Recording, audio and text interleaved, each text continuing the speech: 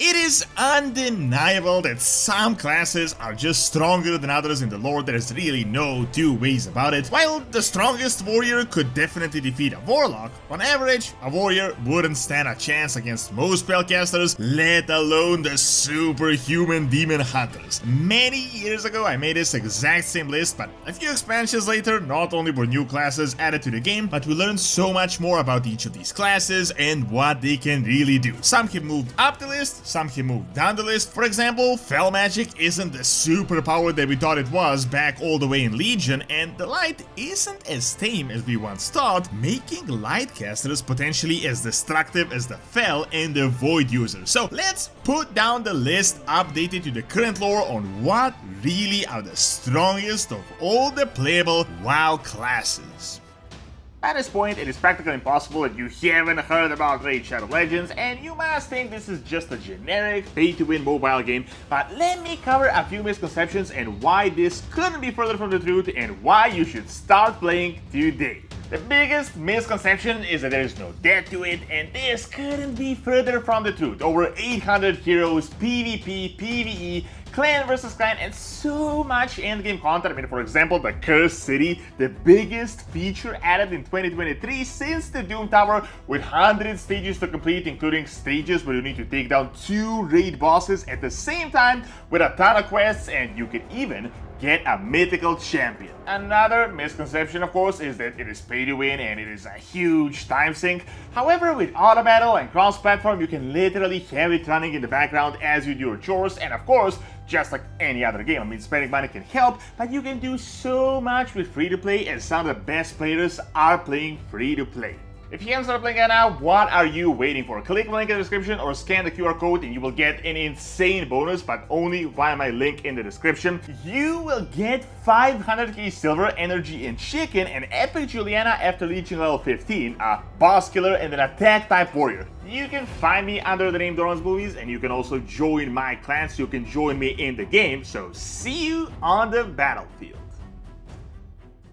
Shaman. Shamans are not particularly a battle class, at least not fully as, for example, the demon hunters, but instead they're more akin to priests, cultural figures whose influence goes beyond just simply fighting. Shamans are essentially mediators between the elements, and through them they're able to utilize a wide range of unique abilities. They can cast lighting, they can cause earthquakes, they can divide the ground, they can heal, and do all sorts of things. However, so much of their power depends on their influence with the elementals, and this varies not just from zone to zone, but from world to world. The elements are not the same, for example on Azeroth and Draenor. While some shamans like Troll are beyond crazy powerful, the main reason they're so far on this list is because the elementals are really not all that powerful, at least not when compared to the grand scheme of things. I mean, sure, they can definitely cause a lot of damage, there is no doubt about that, but when matched against the cosmological titans, figuratively and literally, they can't really do that much. I mean, the reason is because that is exactly what happened. I mean, the elemental dragons lost against the titan ones, the elemental lords were defeated by both the old gods and the titans, so despite powerful, they're really not even on the same scale. I mean, on the other hand, we do have dark shamans, they do exist, they can 100% be more powerful than a regular shaman because they can force elements, but this is like a short-term strategy, as once they actually lose out the elements, they're left without any powers. Druid. If getting lost in a dangerous jungle was a class, that would be the druids. They can not only turn into dangerous beasts and attack you, but they can also use nature against you, rooting, summoning crayons, casting moonfire. However, much like the shamans, the druids are not primarily an offensive class. Their entire purpose is as cultural figures and to maintain nature, but of course, as everyone is constantly threatening nature, they had to become very powerful in order to defend it. Ranking druids is really hard because, for example, characters like Mafurin in the books are practically mini-gods and some of the strongest beings that are not cosmological figures, yet he doesn't really do all that much in the actual game. On the other hand, you have druids that had gotten defeated very easily. The thing is though, a druid depends a whole lot on nature and where he is actually fighting. So a druid fighting in the middle of Ashenvale is much more powerful than a druid fighting on the Broken Isles, where it is just scorched earth everywhere. There isn't a whole lot of nature nature you can actually mobilize. Because of that, their role makes sense. I mean, defenders of nature, but not exactly offensive figures. However, I do think one key thing is important here as we're discussing what classes use what cosmological force. How the warlocks use Fel or the shadow priests void, the druids are beings of life. They wield the life force. Now, at the moment, this isn't all that clear. As I said, for example, elementals aren't crazy powerful when compared to the void, but I think life is a whole nother level and the lore is really going to be changing soon. Life seems to be the force strongly connected to Azeroth, and as you may have noticed, no one has managed to defeat it yet, and depending on how the World Soul Saga unravels, the druids may be moving like 5 spots down this list if something changes. Priest. This is a strange one as priests are just so diverse in World of Warcraft. I mean, technically a light priest is a similar class to the priest of Elune, and a witch doctor even falls into the priest category very loosely, so it is really hard to actually rank them. One of the main reasons I've decided to rank them here is due to priests of Elune that can be insanely powerful, and we had seen Tyrande and the Night Warrior do crazy damage, but that already kind of starts straying quite a bit far from the actual class. However, if we just focus on the light ones, we also got quite a bit to work with. Previously, I wouldn't have ranked them very high because priests were not really known as super powerful. I mean, there was a reason why humans decided to actually make paladins to do the fighting. However, so much has changed since the Orcish Wars and even now in Dragonflight. Recently, we started getting this really dark and offensive side of the light, summoning gigantic like elementals, and because of that, I think priests soon are going to have a potential to change to a completely different class. Not just the healing cultural figures, but actual offensive casters similar to shadow ones, just wielding the light. However, even regular priests, depending on their power, can do a lot. For example, for a bit, Anduin was one, and he not only did master resurrection, but he resurrected multiple people personally, although that isn't exactly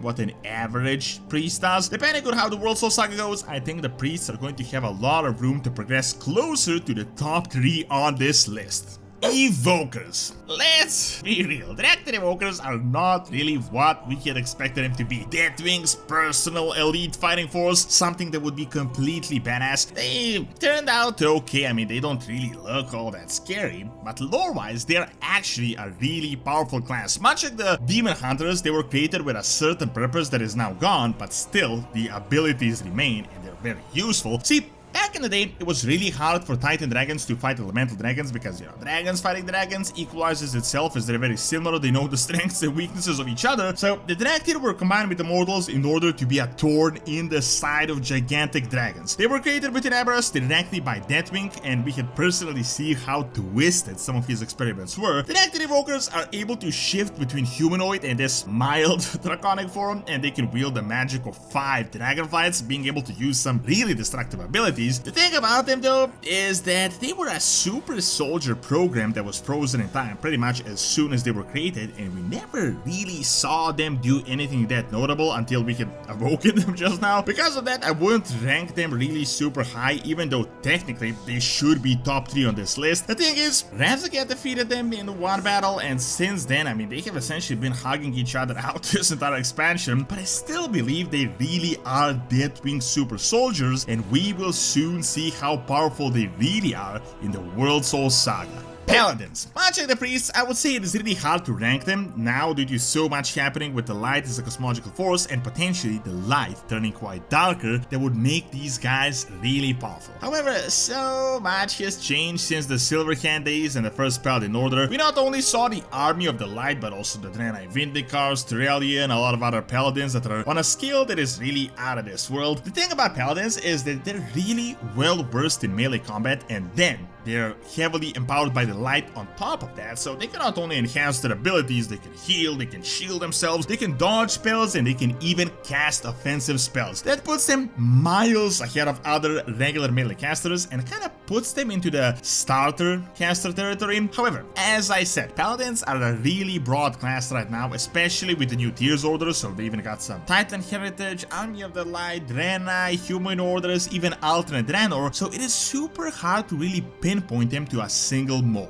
Death Knights. The thing about Death Knights is that you can't really kill them. They are essentially dead. They don't feel pain, they don't need air, and a lot of them have inbuilt sadistic mechanism to hurt other beings. When compared to most classes, they are recent arrivals, but we have multiple generations of them, from the pre-Lich King to the post-Lich King ones. Now, you may be thinking, there's no way an empowered undead warrior is so much stronger than so many of these other classes, but I think the spot on this list is beyond justified. See, the thing about Death Knights is they're essentially magic users, death magic wielders. They're much like paladins, they aren't full-on necromancers, but they're like mini necromancers. While a regular warrior wouldn't be able to stand a chance against a mage and a very powerful spell, Death Knights can cast shields to block spells, they can use magic to choke and incapacitate someone, and if they cast first, I mean, a lot of powerful spellcasters wouldn't even stand a chance. Furthermore, and this is a super important point, they are immune to a lot of magic. You can't really cause pain to them, you can't mind control them, which immediately counters so many other magic users. Additionally, they are a lot more ruthless, as they don't exactly have all that much to lose, as they are dead anyway. So despite near a decade passing since the last video, Death Knights are still some of the strongest classes we currently have playable. Demon Hunter. It's been nearly a decade since they were added, and not much has really changed. They're still near the top of the list of the strongest classes we have available. I know you may be thinking, I mean, they're just a demon counter class, they aren't exactly a counter for other classes, but let's be real. If you can cut down a massively powerful pit lord, which barely any other class can alone, how much damage can you really do to a regular mortal? Sure, Demon Hunters have a ton of demon-specific abilities that are relatively useless right now, such as seeing demons through walls and tracking them, but they also have a ton that are quite literally superpowers. The thing about Demon Hunters is, despite you seeing them pretty much on every corner of Azeroth, they are super rare, like really rare, like hand-picked elite order rare. In fact, so few Demon Hunters actually managed to survive the ritual to even become one in the first place, and they're so hardcore, they actually ripped out their own eyes voluntarily. The reason Demon Hunters are so powerful is because they're technically like warlocks light, but they have superhuman abilities on top of that. They're much faster than a regular mortal, they can fly for a short distance, they got insane reflexes. Think of something like a Witcher in the Warcraft universe. They also wield these very weird weapons that no other melee class can really practice encountering, so that creates another huge challenge for their opponents. But just think how a Demon Hunter can almost instantly teleport to close the distance and dodge your abilities before you can even see them. Spellcasters can do decently against Demon Hunters, but think how they're so fast that they can essentially dodge a lot of offensive spells, and they're very hard to hit. Because of that, Demon Hunters are still amongst the most powerful playable classes.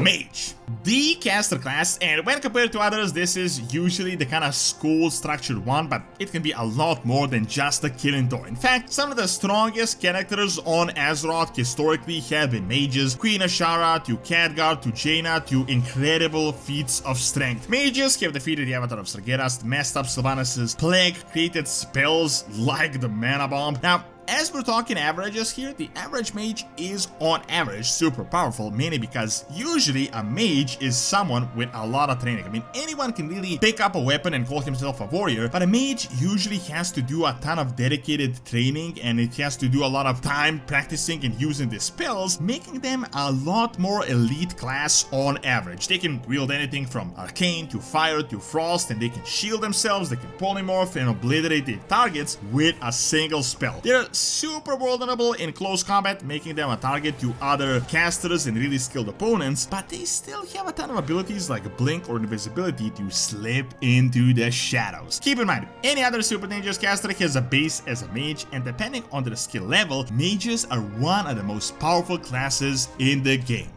Shadow Priests. So this is really strange to add a spec of a class that isn't as highly ranked as the other one, but it is still ridiculous that these two specs exist in one class, because lore-wise they're completely separate classes and have pretty much nothing to do with each other. Shadow Priests are essentially mages that are wielding the Void, and the Void, much like the Fel, is one of the most destructive powers in the universe at the moment, and it is really ranked as the #1 destructive power, as Sargeras and the Fel failed in the Burning Crusade and the Warlords are still around. This is the power of the old gods. This is the power that destroys planets. This is the Void Realm. Shadow Priests can drive their opponents crazy. They can cast very powerful offensive void spells. They can use minions of the void, and most importantly, they're adept at turning their opponents insane. Now, at the moment, this class is really vague, as soon we are going to get a ton of void lore and a lot more expansion of this entire system with Illyria and the Void Elves, so it is much more than just a light priest wielding the shadow. We are going to see how deep the power of the void can really go with Illyria fighting Xelatat, an actual void being. However, shadow priests in general are very similar to warlocks, casters that use forbidden, really dangerous, really hard to wield and master magic in order to achieve ultimate destruction. Warlock. I know what you may be thinking, I mean, really? Warlocks? Yet again the most powerful class, but really, the facts speak for themselves. Warlocks are not your regular class. A warlock is a mage that thought, how can I sacrifice every single part of my being to get more powerful? They quite literally destroyed themselves to become strong, and they're essentially treading a line constantly between insanity and peak of their power. Now, warlocks are mainly known for their fell magic, and you could say that, I mean, sure, demons are powerful, but if they're so powerful, why did we defeat the Legion and their most powerful beings? And you are right. However, warlocks are not picky. They essentially wield every type of forbidden magic they can get their hands on, and they're also quite adept in using the void as well. They may not be as void based as the shadow priest, for example. However, that really depends on the individual. A warlock is like a shadow priest, a mage and a spellcaster at the same time. They're not stuck to one cosmological force, and they're wielding the most destructive magics that we know of. The only thing is they don't use light magic, but you know, who knows, they might even implement it if we get the bad light, the destructive light. Now, don't get me wrong, I'm not saying every warlock is the strongest being out there. A really powerful warrior can definitely defeat an average warlock. However, barely anyone can really beat an insanely powerful warlock. I mean, just remember from the Warcraft movie how Gul'dan just drained the soul of Durotan in a second, and how Gul'dan had essentially exploded Varian Vryn in a second as well. However, it is not just destruction. They can summon demons and void beings, and just all across the board, a warlock is the most destructive class in World of Warcraft. Don't forget to check out Raid Shadow Legends with my link or the QR code on the screen. Thank you for watching. Check out my Andy when you really lost the light by clicking on the screen, and check out my video on ancient Greek colonies by Spain by clicking on the screen as well. See you next time.